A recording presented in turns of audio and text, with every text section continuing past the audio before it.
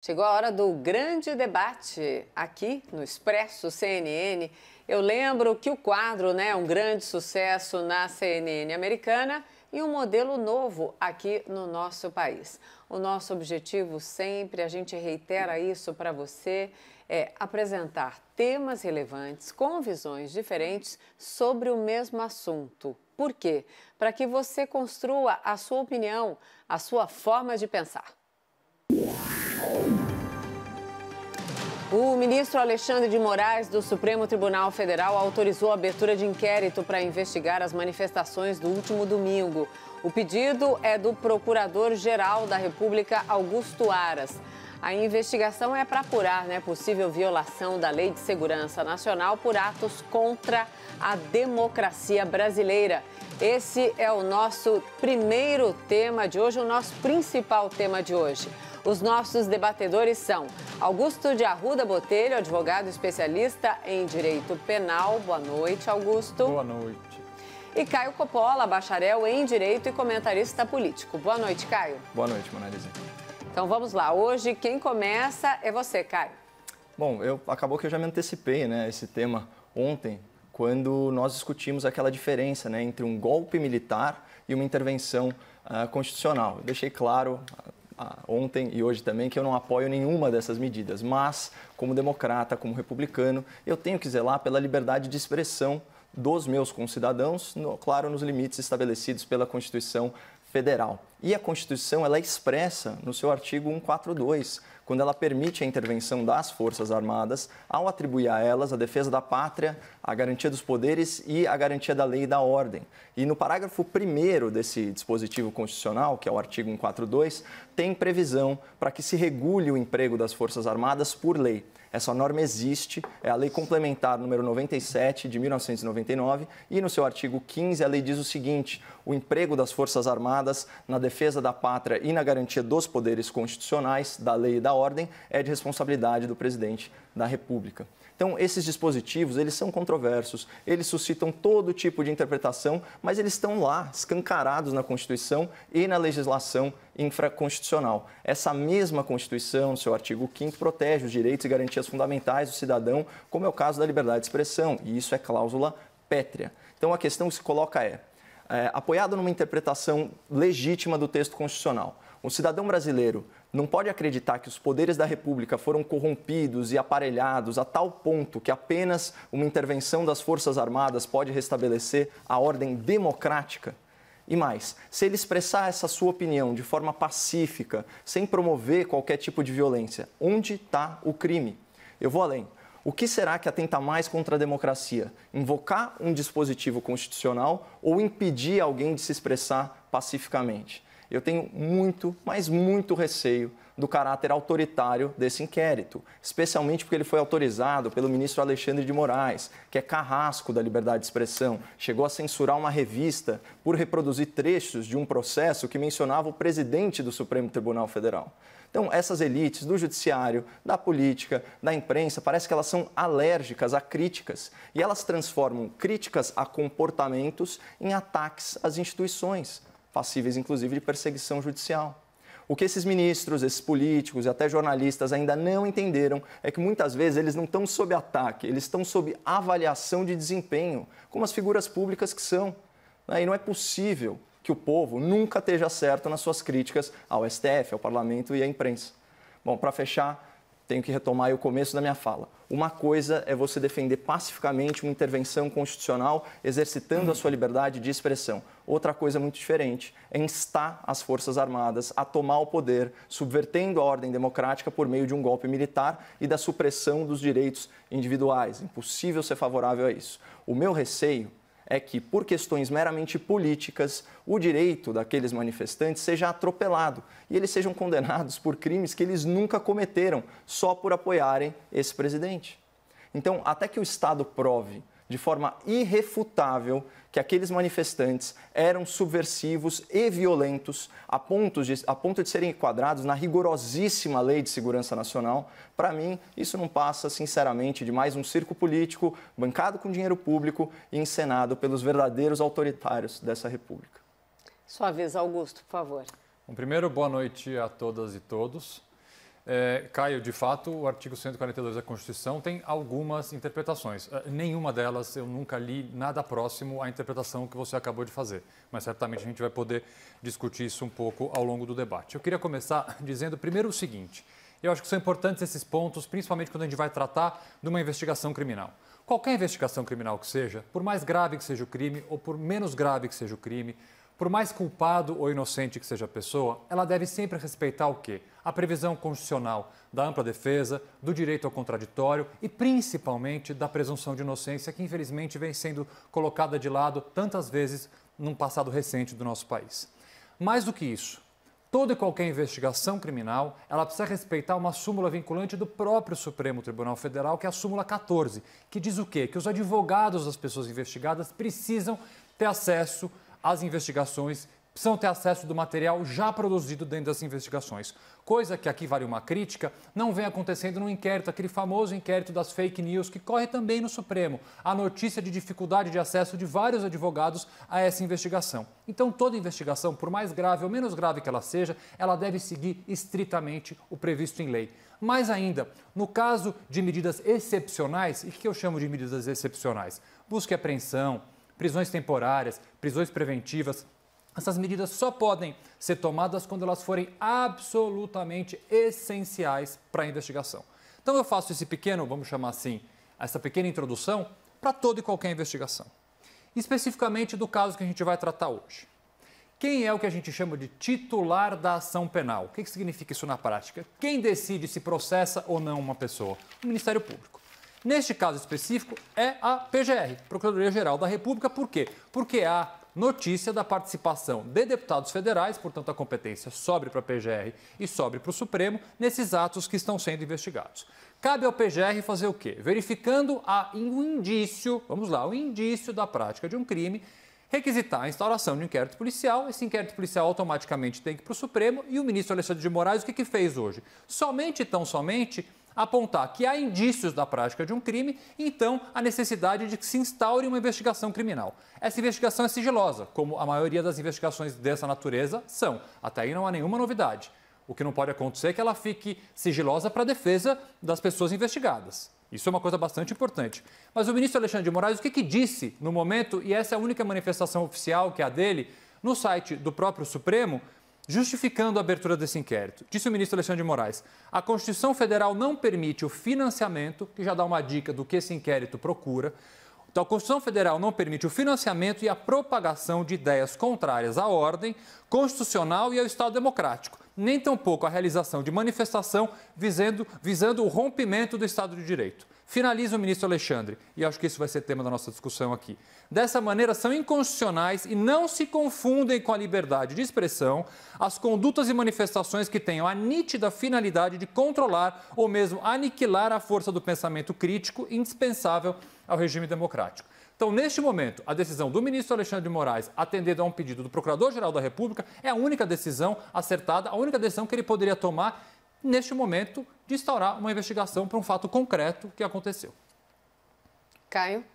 A minha preocupação diz respeito aos tipos penais que estão envolvidos, né, principalmente aqueles relacionados à rigorosa lei da segurança nacional. Eu peguei aqui uma relação, né, dos enquadramentos possíveis e você vê, por exemplo, você pega o artigo 17, né, ele fala que você tenta mudar com emprego de violência ou grave ameaça à ordem, o regime vigente ou o Estado de Direito, né, penas duras, né, de 3 a 15 anos. Você tem, num outro momento, o artigo 16, ele estabelece prisão para quem integrar um partido, um comitê, uma entidade ou um grupamento que tenha por objetivo a mudança de regime ou do Estado de Direito por meios violentos ou com emprego de grave ameaça. A mesma coisa vale para tantos outros dispositivos, né, da Lei de Segurança Nacional. E o que fica implícito, até fica explícito e implícito aqui, né, pelo menos quando o legislador cria, né, toda essa linha normativa, é que a gente está tratando de crimes violentos, cometidos com violência. Então, a questão que eu coloco é justamente essa, né, que foi a minha indagação. Se a pessoa tá lá numa manifestação pacífica, certo? Vocalizando a sua opinião. E aqui a gente não está falando, de novo, de um golpe militar. A gente está falando de uma visão que pode ser considerada extremada, mas que, em alguma interpretação, né? Ao contrário do que o doutor insinuou, que não é possível em alguma interpretação, cabe dentro da Constituição. E a própria frase que você trouxe, Augusto, eu acho que de certa forma corrobora isso do ministro, né, Alexandre de Moraes. Eu vou repetir aqui para o espectador da CNN. A nítida finalidade de controlar ou mesmo aniquilar a força do pensamento crítico, indispensável ao regime democrático. Então a gente tem que tomar muito cuidado quando decidimos, como sociedade, silenciar vozes, especialmente vozes pacíficas. Eu assisti a alguns vídeos daquela manifestação. Eu não vi manifestações de violência, exortação à violência, discurso de ódio, esse tipo de coisa. Assim, o que eu vi de fato foram aquelas faixas, a gente conversou sobre isso ontem, pedindo intervenção militar. E algumas delas, inclusive, pedindo intervenção militar com o presidente Bolsonaro. Então, assim, obviamente lá eram apoiadores do presidente, pelo menos dá para a gente assumir, em sua grande maioria, eram bolsonaristas. Né? E estão alinhados, inclusive, com a legislação complementar que eu trouxe aqui para o espectador, que fala explicitamente que as Forças Armadas elas estão sob a autoridade do presidente da República. Então, de novo, embora eu não concorde, né, com essa medida, eu acho que ela é contemplada pela liberdade de expressão e eu achei, na falta de uma expressão melhor, no coloquial, eu achei uma forçação de barra esse inquérito. Eu acho que ele tem objetivos ulteriores, muito mais relacionados, inclusive, com o tema que você trouxe aqui, doutor, que é a CPI lá das fake news. Só para colocar um elemento nesse debate que vocês ainda não citaram, precisamos deixar claro que deputados estão entre os suspeitos de terem cometido esses crimes, então. E aí eu jogo para você, Augusto. Vamos lá. Eu vou pegar, então, fatos que foram apresentados no passado, convocando essas manifestações e durante a manifestação. O primeiro deles foi juntado pelo Ministério Público do Ceará, que tentou fazer uma recomendação para evitar que a manifestação acontecesse lá, e eles juntaram o print de uma convocação. Dizia o seguinte nessa convocação: faremos como nossos avós em 1964, intervenção militar já, 19/4 às 14 horas, em frente aos quartéis. Um deputado federal, mencionado numa matéria hoje da Folha de São Paulo, disse o seguinte: as pessoas querem a volta do regime militar por verem tanto desrespeito ao presidente eleito. O Caio mencionou aqui o artigo 142 da Constituição Federal, que muitas vezes é colocado em faixas nessas manifestações, e como eu disse para ele, uma interpretação que nenhum constitucionalista, ninguém que conheça minimamente a Constituição, nunca vai conseguir fazer. Nem os juristas que o Caio se apoia, muitas vezes, para trazer informações aqui. Eu tenho certeza que se a gente perguntar a eles, eles vão ser bastante claros em dizer que o artigo 142 serve para uma coisa completamente diferente. O artigo 142, ele prevê o funcionamento das Forças Armadas no momento de Estado Democrático de Direito, para defesa do Estado Democrático vigente, nunca para justificar um golpe militar ou uma intervenção militar. Aqui foi dito as Forças Armadas para promover a democracia. Como é que as Forças Armadas vão promover uma democracia? A democracia está representada nos 513 deputados eleitos que acabaram de ser eleitos junto com o presidente Bolsonaro. A vontade do povo está ali. A gente tem um presidente eleito pelo povo e 513 deputados e uma parte do Senado eleitos na última eleição são representantes do povo, eleitos democraticamente. Você fechar o Congresso, você fechar o Supremo, chega a ser o cúmulo de se falar fechar o Supremo. Aonde é que está o restabelecimento da democracia? Em momento nenhum. Eu vou além, essa diferença básica entre liberdade de expressão e o que aconteceu nessas manifestações. E eu vou usar um exemplo bastante tranquilo para o espectador entender. Uma coisa é fazer uma manifestação falando: eu não sou contra o presidente Bolsonaro, ou eu sou contra o partido X, ou eu sou contra a lei Y, eu sou favorável à prisão em segunda instância. Você pode fazer o quanto você quiser. Isso é liberdade de expressão. É uma das previsões constitucionais mais importantes que nós temos, a liberdade de expressão e a liberdade de reunião, principalmente depois de a gente ter vivido tempos horripilantes de um regime de exceção. A diferença entre a liberdade de expressão e a não liberdade de expressão está prevista na própria lei. Eu posso sair na rua para dizer que um presidente não me representa, que eu quero o impeachment dele ou que um partido é corrupto. O que eu não posso é sair na rua dizendo que uma raça tem que ser discriminada, dizendo que uma etnia, uma religião, eu não posso fazer uma manifestação contra judeus, contra negros, contra evangélicos. Por quê? Porque é uma lei específica que protege este tipo de raça ou etnia ou religião. Então, qual é o limite da liberdade de expressão? É a própria lei.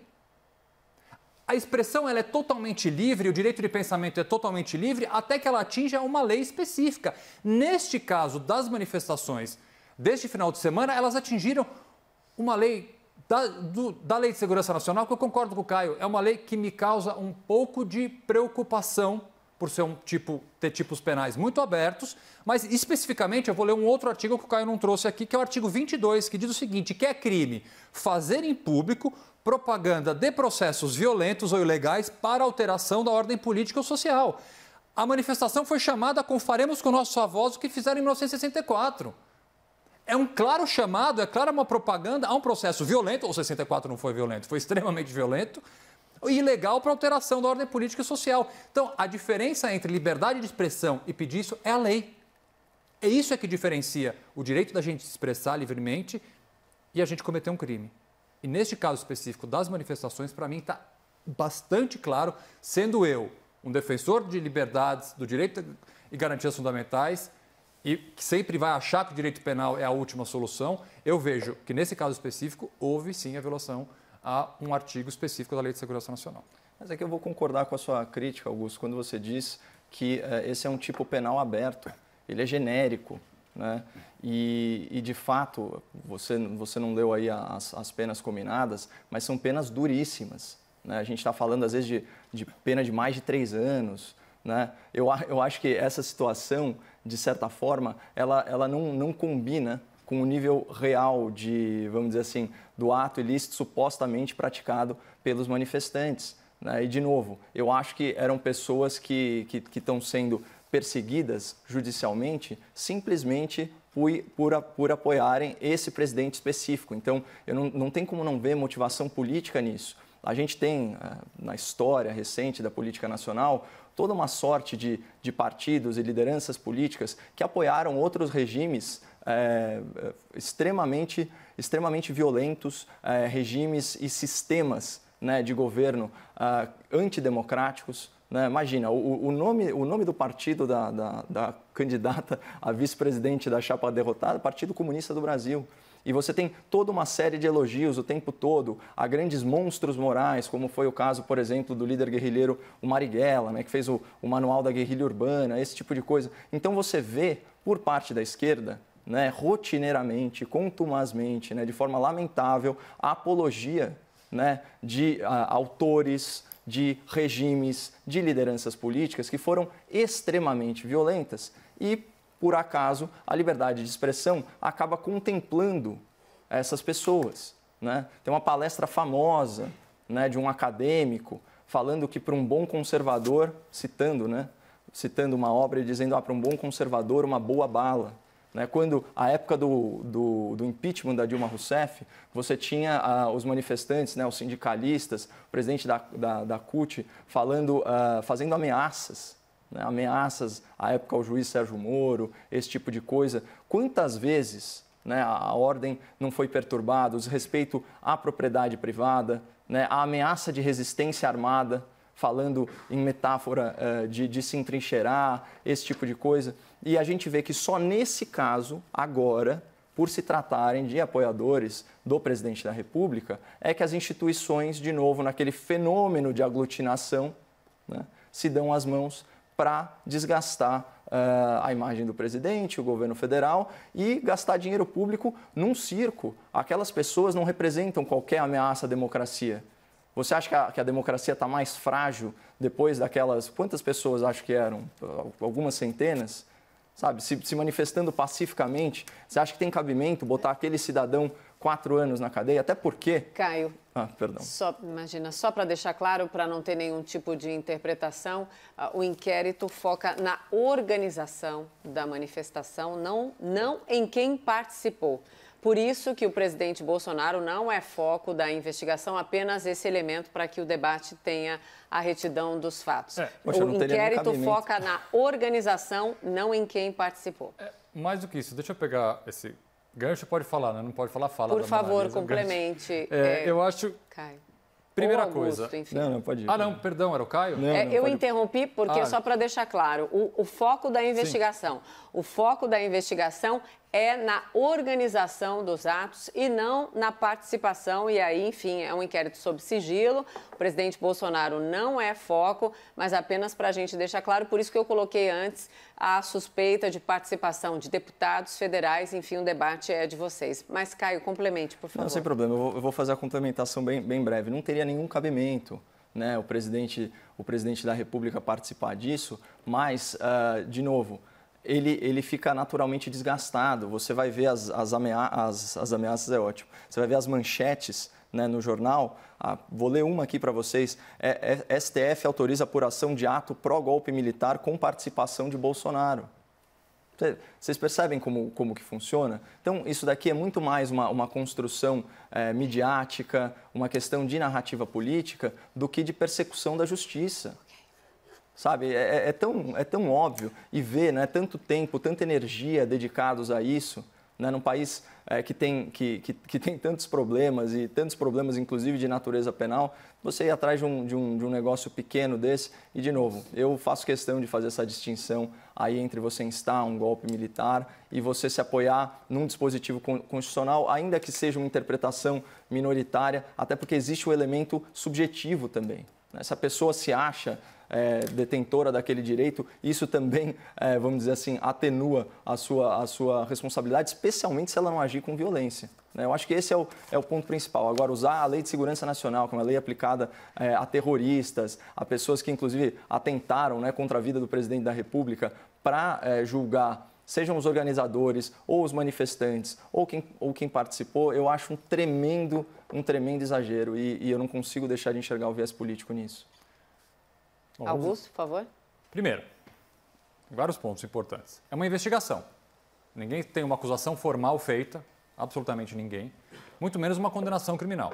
É uma investigação feita pelo Procurador-Geral da República, que acabou de ser nomeado pelo presidente Bolsonaro, depois de uma intensa negociação, depois de uma intensa pesquisa do presidente. É uma síndrome de perseguição, sinceramente, que eu não vejo de onde achar, então, que o PGR está imbuído de alguma intenção política, porque a iniciativa foi do PGR, não foi do Supremo. Não tem agora como os manifestantes quererem pedir o fechamento do Supremo amanhã por causa dessa investigação. Tem que pedir o fechamento da PGR, então. Tem que pedir o fechamento do Ministério Público Federal. Quem iniciou essa investigação, até porque só ele poderia iniciar essa investigação dessa forma, foi o Procurador-Geral da República, mais uma vez, nomeado recentemente pelo Bolsonaro após uma longa pesquisa. É inconcebível achar uma síndrome de perseguição, achar, então, que o doutor Augusto Aras está imbuído de uma intenção política de perseguição do presidente e por isso fez isso. Então, essa afirmação não tem o menor cabimento. Segundo, o que foi bem dito aqui, um dos principais, pelo menos que nós temos conhecimento, porque volto a dizer, a investigação é sigilosa e a gente tem que se basear exclusivamente naquilo que foi divulgado de forma oficial, o ministro Alexandre de Moraes deixou bastante claro um grande interesse pelo financiamento dessas manifestações. Isso vai de encontro com a preocupação que todas as autoridades judiciárias e a polícia têm do acirramento no discurso, na violência cometida contra autoridades, seja por meio de redes sociais, seja nas ruas, e a possibilidade, sim, de haver uma organização, de haver uma construção, inclusive com apoio financeiro de empresários, com apoio financeiro de pessoas conhecidas em relação a esse tipo de manifestação. Então, me parece que o foco bastante acertado do ministro Alexandre de Moraes é saber quem financia esse tipo de manifestação. Manifestação, Caio, que não é uma manifestação simples pedindo aqui pela aplicação de um artigo, por mais então que a população faça uma interpretação completamente equivocada desse artigo da Constituição Federal. Eu até entendo, ninguém precisa entender especificamente da Constituição, mas a partir do momento que você levanta uma placa escrito AI-5, não tem interpretação diferente. Não é artigo 142, artigo 5º, artigo 7º, é AI-5. Não é nem um artigo, é o ato institucional número 5, que matou dezenas, centenas, milhares de pessoas no Brasil e transformou o nosso país numa ditadura horrenda. Então aqui não há meia interpretação para uma manifestação em que pede o retorno do AI-5. E havia, sim, diversas faixas. E aqui eu vou dizer uma coisa, infelizmente, eu moro próximo ao trajeto das manifestações, das carreatas aqui de São Paulo. E eu consigo vê-las da minha janela. E houve uma modificação radical entre sábado e domingo. Enquanto sábado, a maioria dos carros estavam com faixas padronizadas. Vamos lá, se a faixa é padronizada, alguém fez essas faixas. Escrito fora Dória, No dia seguinte, eram várias faixas de pedindo intervenção militar e AI-5. Mais uma vez, padronizadas. Estou relatando um fato aqui. Então, o que essa investigação procura saber é se há um financiamento e quem financia e se há participação de deputados federais ou de outras autoridades públicas na organização disso. Eu acho que visa muito menos, Caio, aqui contra o pouco que você falou, efetivamente quem estava na rua se manifestando e muito mais quem está patrocinando, financiando e organizando esse tipo de manifestação que fere, sim, a Lei de Segurança Nacional. Caio? Bom, eu acho importante a gente individualizar, né, a culpa das pessoas. É por isso que eu falei. Por isso que tem uma investigação. Exatamente. Realmente. Então, enquanto o Estado não mostrar uma prova irrefutável, ainda mais considerando que é um tipo penal aberto, até porque, quando você fala em organização, quem replica, por exemplo, um conteúdo de WhatsApp e convoca seus amigos ou seus familiares ou o que quer que seja para uma manifestação, ele participa da organização, quem vai definir esse critério? É o todo-poderoso ministro da Justiça, né?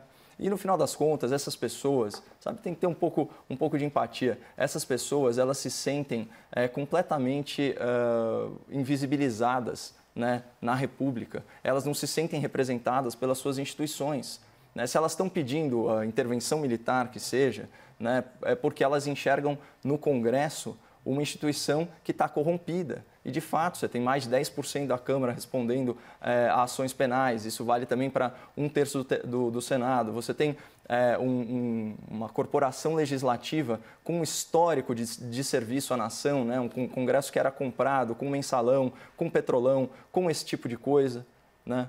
E aí, quando vem num outro momento, a gente percebe que eles estão usando da pandemia com oportunismo político para avançar uma série de agendas que são ruins para o Brasil, né? De avanços orçamentários, de avanços fiscais, esse tipo de coisa. A população ela se sente pouquíssimo representada.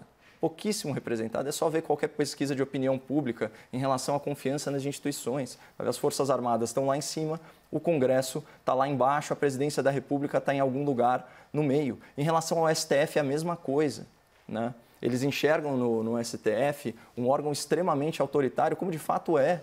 É um órgão que instaura uma investigação, que faz a persecução penal e julga.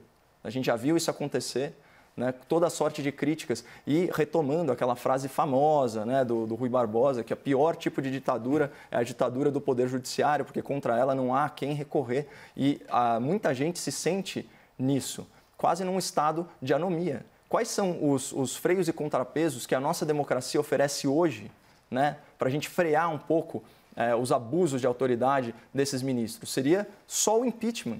Só que o impeachment depende da pauta do Senado. Então você percebe que as pessoas se sentem extremamente vulneráveis diante dessas elites, que são muito pouco representativas quando consideradas individualmente, mas que se dão as mãos, né, quase num grande abraço de urso, né, um abraço de urso corporativista, e se protegem. Então você tem o presidente do Senado protegendo os ministros, não faltam motivos para impeachment do senhor Dias Toffoli, do senhor Gilmar Mendes, até do Alexandre de Moraes, se a gente for do Ricardo Lewandowski. Imagina, dar ordem de prisão para alguém que te criticou num avião. Imagina se a gente fizesse isso. Então, não faltam casos de abuso de autoridade. Tem um estudo famoso, né, da Fundação Getúlio Vargas mostrando como que os nossos ilibados ministros votam no caso de suspeição. Então, as pessoas não estão se sentindo representadas. Esse é o verdadeiro fenômeno aqui. Agora, fazer uma caça às bruxas que eventualmente vai prejudicar a vida dessas pessoas, aí eu acho demais. Agora, não vamos divergir naquilo que a gente concorda, né, doutor? Eu procurei ser muito claro, assim, placas de AI-5, esse tipo de coisa, isso não pode rolar. Né? Só que isso tem que ser individualizado. A gente não pode tratar todo mundo na manifestação como se tivesse falado a mesma coisa, do mesmo jeito, da mesma forma. Né? É só isso. Vamos cumprir aí os princípios, né, do processo legal que você falou, inclusive presunção de inocência e também o indúbio pro réu. Né? Se houver dúvida sobre qual a mensagem que a pessoa estava veiculando, se ela participou, se ela não participou, então que ela seja beneficiada por essa dúvida. Eu só não queria que por uma questão política, a gente começasse a perseguir os nossos cidadãos, porque o real motivo de tudo isso, na minha opinião, doutor, sinceramente, é a aversão das elites do Brasil à crítica. Augusto balançou a cabeça várias vezes. No final foi positivamente, durante foi negativamente. Então, por favor. São assim, sentimentos conflitantes aqui. Mixed feelings. Porque eu espero realmente que o Caio seja garantista, como ele acabou de ser nesse último discurso, ao longo de vários temas que vão ser tratados na história desse debate. Eu vou guardar isso aqui, eu vou gravar. Esse vídeo de hoje eu vou gravar no meu celular, porque eu vou passar para o Caio em outros temas que a gente vai discutir aqui. E quando ele fala aqui do abuso, quem vai proteger o abuso, isso aqui já é uma provocação, certamente. Quem vai proteger a gente do abuso do Estado, certamente a lei do abuso de autoridade é um bom começo, mas eu tenho certeza que o Caio é contra a lei do abuso de autoridade. E a gente vai discutir isso aqui em algum momento. Mas a lei do abuso de autoridade é uma maneira para proteger nós, cidadãos, do que? De investigações enviesadas, investigações políticas, investigações ideológicas, de decisões erradas, tanto do Ministério Público, quanto da Polícia, quanto do Judiciário e até de advogados. Então, essa é uma forma de tentar coibir isso. Me incomoda bastante essa retomada de um discurso que é feito quase que diariamente aqui, da falta de representatividade que nós temos nas nossas casas legislativas e no Congresso, e no Supremo. No Supremo eu até entendo, porque de fato os ministros do Supremo, ao contrário de alguns outros países, não são eleitos, mas eles são sabatinados pelo Senado, que nós elegemos, eles são indicados pelo presidente, que também nós elegemos. Então, de alguma forma, sim, o Supremo Tribunal Federal é a representação da vontade indireta do povo, porque quem coloca ele lá é o presidente sabatinado pelo Senado. E volto a falar, o Congresso Nacional acabou de se renovar, houve uma renovação bastante grande, nós temos 513 deputados eleitos pelo povo. Então, essa insistência em dizer que o que está em Brasília, aquilo não nos representa, o Supremo não nos representa, nada nos representa. O que representa? Representa quem pensa igual a ele. É exclusivamente isso. Então, é um pensamento completamente unilateral. Quem me representa mesmo é quem pensa da forma como eu penso, é quem vai para a rua defendendo aquilo que eu defendo. O resto, não, nada disso me representa. O povo lá de Brasília, esses políticos de Brasília, esses ministros do Supremo, esses não me representam. Bom, mas aí que representatividade é essa? Como é que sistema político a gente vai, então, colocar no país para que todo mundo se sinta satisfeito no quesito representatividade? E a gente volta para aquele tema também já tratado aqui, de uma insistente demonização da política, como se a gente só tivesse políticos fazendo coisas ruins, como se a gente só tivesse ministros que merecem impeachment. Nomeou aqui uma série de ministros que não tem um motivo concreto para qualquer coisa próxima do impeachment do ministro Dias Toffoli, Lewandowski, Gilmar Mendes. Não é porque o ministro vota da forma como você não gosta que você vai tirar o impeachment, assim como você não pode usar o impeachment para tirar um presidente que você não gosta. Esse não é o processo correto. Eu já vou antecipar aqui uma coisa polêmica. Eu, por exemplo, sou contra o impeachment do presidente Bolsonaro.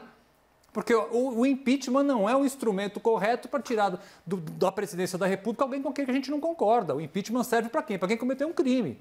Assim como eu acho que a presidente Dilma não cometeu um crime de responsabilidade apto a tirar ela do poder por via do impeachment, eu acho que o presidente Bolsonaro ainda também não cometeu. Por mais que há discussões aqui muito grandes a serem feitas em relação a esse tema. Então, eu acho bastante fácil essa afirmação, quando, na verdade, eu me sinto mal ou bem, obviamente com melhores e com piores políticos, mas representado pelo que está ali em Brasília. Porque, queira ou não, quem votou foi você, quem votou fui eu. Doutor, eu não tenho mais problema nenhum. Mais um elemento, Caio e também Augusto, sobre o que vocês acabaram de dizer, a possibilidade ou o temor em relação a abusos. O próximo passo do inquérito é determinar diligências, né? Então, para o Caio, diligências podem ser os depoimentos de testemunhas, mas também a quebra quebra de sigilos bancário e telefônicos dos suspeitos. Caio. Não, essas são questões processuais, são naturais do inquérito. Eu acho que é mais rico o debate se a gente voltar para a fala anterior do doutor Augusto, porque é o seguinte, né? Eu não sou a favor do impeachment daqueles com os quais eu não concordo politicamente. Inclusive, a fala de abertura foi toda no sentido de defender a liberdade de expressão de pessoas com as quais eu não concordo. Não é esse o ponto. Quem não me representa é quem comete ilegalidades no exercício de função pública. E na minha visão, e na visão, eu diria até majoritária da sociedade brasileira, o senhor Dias Toffoli, o senhor Ricardo Lewandowski, o senhor Gilmar Mendes cometeram sim crimes de responsabilidade, seja por critérios de suspeição, seja por critérios de abuso de autoridade. Né? Há alguns pedidos de impeachment, né, engavetados aí pelo presidente do Senado. Sabe? Isso é inegável. A gente pode depois passar 3 debates aqui lendo item por item. né? Então, o problema é esse. Aí, quando você fala de representatividade, existe sim uma crise de representatividade, porque o sistema é viciado. Se você pegar o nosso STF, 8 dos ministros, eles foram nomeados durante o lulopetismo, que era uma cleptocracia, que fazia o quê? Comprava apoio político no parlamento, né? Seja com mensalão ou com petrolão, financiando campanhas políticas, viciava o processo e, obviamente, conseguia aprovar nas sabatinas do Senado os ministros que ele indicava. E o ministro que o PT indicou que condenou o mensalão, Caio. Doutor, o ponto é o seguinte, é óbvio que o sistema é viciado. Não dá para a gente falar que a gente tem uma situação de representatividade. O homem mais poderoso do Brasil hoje teve 75 mil votos populares, não conseguiu obter 5% dos votos numa eleição direta majoritária. Né? É disso que a gente está falando, não enxergar essa crise de representatividade, não enxergar os vícios da nossa democracia e como o sistema, por meio do que o professor Modesto Carvalhosa chama de corrupção legalizada, né? De ilegalidades legalizadas, né? No texto legal produz, a gente não vai conseguir avançar, principalmente quanto à reforma política. Eu acho que está cada vez mais claro que o Brasil não conseguiu se adaptar a mandato vitalício de ministro do STF. Eu defendo mandato, 10 anos que seja, porque senão o que acontece? Você pega uma pessoa que não tem, vamos dizer assim, notável saber jurídico, nos seus 40 anos, que sequer conseguiu passar no concurso de magistratura, e você alça ela ao posto judicial mais alto do Brasil, né? Isso não dá para tolerar. E aí que está um dos elementos da nossa crise de representatividade. Eu não me sinto representado por eles, ao contrário do senhor, doutor. Por causa do tempo, preciso interromper. Augusto, temos 1 minuto. Para fazer já as coisas finais ou eu tenho para tratar desse assunto? Vocês não precisam de argumentos finais, é o pacote pelo todo, visto, então, tem né? que terminar agora? Menos de 1 minuto, agora 45 segundos. No vídeo, 40. de 25, nem sei por onde eu começo. Não, volto à minha fala inicial, gente.